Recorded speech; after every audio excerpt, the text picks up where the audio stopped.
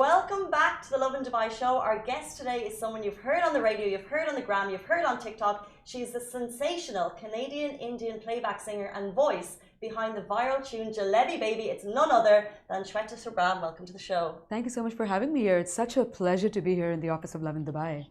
Not at all. I feel like we're honored. Like your incredible career goes so far back, and I can't wait to get into it.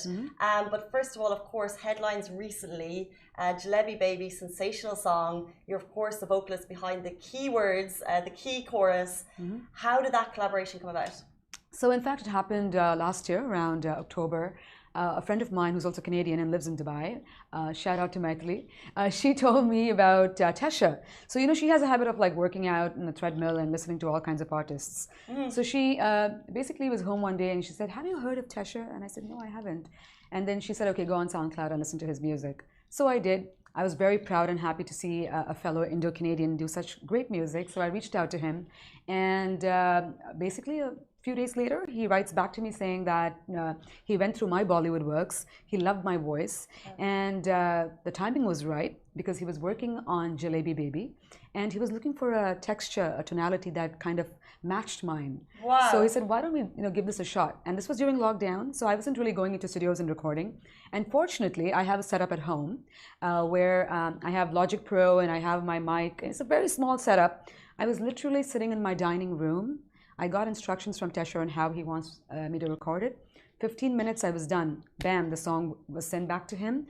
But believe it or not, I didn't know what was going to happen next because he didn't tell me. I didn't really get to hear the song or any of that. And then, we come close to Diwali, the festival that we all celebrate, South Asians celebrate. And my friend tells me that Jalebi Baby is all over the net. So I had no idea when the song was going to release, and initially he told me that I was going to sing background vocals. Yeah. And so, and there were going to be a lot of different singers, so I didn't take it very seriously. And I've never done background work before. So I said, you know what, it's just going to be one amongst many voices. Well, it's not a big deal. But when the song was released, I was surprised. I was singing the hook of the song. I was singing the title of the song, Jalebi Baby. So that really came as a surprise for me, but a good surprise. A good surprise. And we are going to get a little bit of a preview of Jalebi Baby later in the show. Yeah. But speaking of like going viral, like we're talking millions and millions and millions of views. All like we talked about TikTok. Like we can't even comprehend how many times that song's been on TikTok. Yes. What was that like to be part of it? But also, I guess, if you hadn't been told about it, what was the success like? What was your reaction? Wow, it was overwhelming actually. It was more like a shock because, I remember I was sitting at home and the song was blowing up, and the nice part is when people enjoy your voice, or if they like something, they take that extra effort to go and find out, like, okay, who's the female singer in Jalebi Baby? So that's what happened. Thanks to all the fans and people out there, the public. I'd like to express my gratitude to you guys because they went and researched, like, who is the singer of this particular hook, Jalebi Baby? And I was being tagged and mentioned like everywhere, you name it, Facebook, Insta Reels, Twitter. People were just showing so much love to me, and I really want to thank them for that. That is amazing to hear that support, but why do they have to research? Because I've heard that you weren't actually credited on the track. Yeah. So why was it up to the fans to go and find your voice? So, there's a bit of a, a discussion or debate on how the crediting should have happened. So basically, a lot of people reached out to me and said that, you should have been a featuring artist. You should have been a featured artist because you are singing the hook of the song. You're singing the title of the song. So how Tesha chose to credit me is he basically, like I said, he told me that I was a background vocalist. So he basically, if you go to the description on YouTube, it says vocals by Shweta Subram and Neha Sharma. Neha Sharma is his sister. So, when I went to hear the song, you could prominently hear my voice. So, I honestly, I have no idea why he chose to do that. It's his composition, it's his production, it's finally his decision. But ideally, I would have liked it if he had put me on as a featured artist. But like I said, when people like something, quality precedes quantity. I didn't have to sing the entire song. I sang 2 words, and that touched the hearts of people. That made an impression.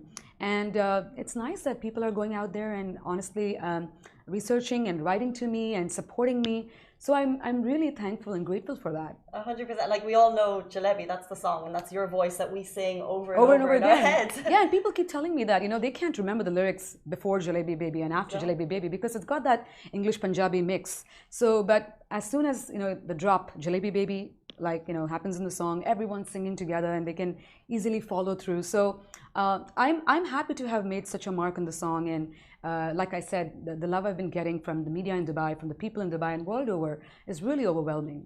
And you and Tesher, though, are you okay? Like, is your relationship fine after that? Yeah, it's perfectly fine. I believe in being a true professional. And, whatever I do is for the love of music. So I'm really happy that, I did the song. I gave it my 100%. And I really hope that moving forward, artists are credited differently. Like, they're given the right dignity and honor. So I really hope that's something he learns from this project. But I'm perfectly fine with Tesher, and I wish him all the best. And he's such a talented person, so I really wish him all the success. Incredibly dignified. But let's go back a little bit because obviously you have an incredible career before this. Can we go right back and even tell us, was singing always your destined career path? Yeah. So interestingly enough, as a kid, I never really wanted to sing because, I used to get teased a lot by my friends. I used to go to music classes. So I was born and raised in Dubai, and I'm the only child. And my parents were very keen that, I do everything. I go to school, I study, I do music, I learn dancing. They were a little over ambitious. So I remember them enrolling me into music classes. And I would sulk, because I would want to play. Like all my friends were out there having a good time, and here I am, having a very disciplined childhood. But thanks to them, I'm really grateful to them because of them I am who I am today. And I was learning music. I have a family there's a lot of talented musicians in my family as well. So yeah, music was I guess always ingrained in me somehow. And everything changed for me when I won a lot of competitions here. I went to Canada, and there was a competition there very similar to the American Idol or Canadian Idol. I love those shows. Yeah, it was very similar to that. It was a North American Indian Idol. It was happening in Toronto, and contestants from all over North America came there to compete. And my friends pushed me. They said, you know what, you got to do this. And I was like, man, it's a 4-month-long intense competition. Who's going to do this? But I went for it. I won that competition. And as they say, the rest is history. Wow. That's how my journey began. I went to India. I was on a reality TV show there as well. And then my journey with Bollywood playback singing began. I did my first Bollywood playback song in 2015. For a movie called Hawai Zada with Ayushmann Khurrana, and an amazing video which went viral with the piano guys. We shot in Utah, in Salt Lake City, and it was the Indian version of Swedish House Mafia's Don't You Worry Child. So that's how my journey has began, and I've been doing music for a very long time, and now I can't imagine life without music. Amazing, so many things to pick out of that. But would we possibly be able to get maybe a small, maybe let's say like a Bollywood playback? Could you actually perform a little bit here? Yeah, sure. So I'll sing a beautiful song, the song that actually won me my first award. That's what I was going to say. Like maybe sing that one you awarded that you have kind of a great affinity with. Yeah, I'll sing that. बिछड़े अभी तो हम बस कल परसों जीऊंगी मैं कैसे इस हाल में बरसों मौत ना आई तेरी याद क्यों आई है लंबी जुदाई 4 दिनां दा प्यारी और बड़ी लंबी जुदाई लंबी जुदाई. Thank you so much. Thank you so much. Honored. That was touching on goosebumps. Thank you so much, guys. Stunning. You've obviously worked with, you've had some incredible collaborations.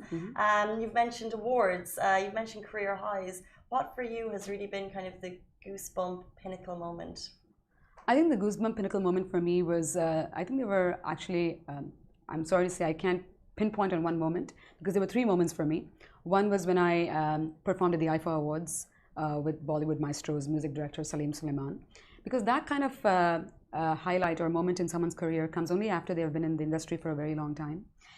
But I was fortunate enough that I released two of my original songs, Jile and Ajuba, and that was spotted by the team from India, all the way from India, and they were coming to Toronto for the IFA Awards, and they asked me to be on that stage. So I was there. It's like the Grammys. You're on stage and you're seeing the entire film fraternity in front of you, people that you watched on screen all your life. So that was my first goosebumps, my pinnacle moment. And apart from that, working with the piano guys, like I said, such amazing guys. I consider them my brothers. It was a wonderful experience collaborating with them and just creating this Indian version of Swedish House Mafia's Don't You Worry Child. And with them, I got to perform at the Carnegie Hall in New York, which was a dream come true moment. So I would probably put some of these three up. Amazing. Yeah. But speaking of performing at the Carnegie Hall as a dream come true moment, weren't you one of the youngest Indians to ever actually have that career highlight? Yes. What kind of significance did that have for you and your family, who of course have an incredible musical background? Yeah, I mean, I remember, I was pinching myself when I was at the Carnegie Hall because I couldn't believe it. I was backstage and I saw all these, legendary artists that have performed there. And I was like, man, I have so much work to do. Like, I'm still learning. I'm still a student. Like, I have a long way to go. But, the divine, God has been kind to give me this moment so early on in my life, in my career. So, extremely grateful for that. And I remember, like, my friends from the music industry, my parents, they just couldn't believe it. But of course, they wished the best for me. So, really, really happy with that experience. Imagine. And of course, you live in Dubai. Yeah. And you do have a performance coming up on August 20th. Can you tell us a little bit more about that? Yeah, that's just an appearance. It's a very short 30-minute performance. It's going to happen at Dialogue. It's my first performance in Dubai, I guess, during this period of lockdown and COVID. It's been a year and a half since I've been on stage. I think, as you know, all artists and event managers have been affected the most due to the pandemic.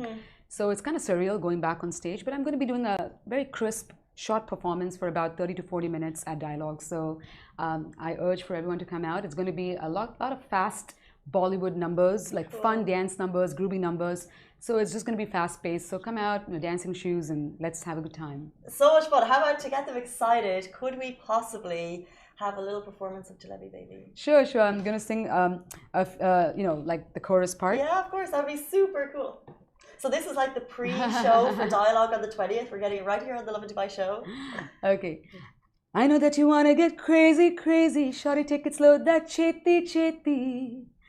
Burn ja to meri jalebi baby, baby, let me see it, jalebi baby.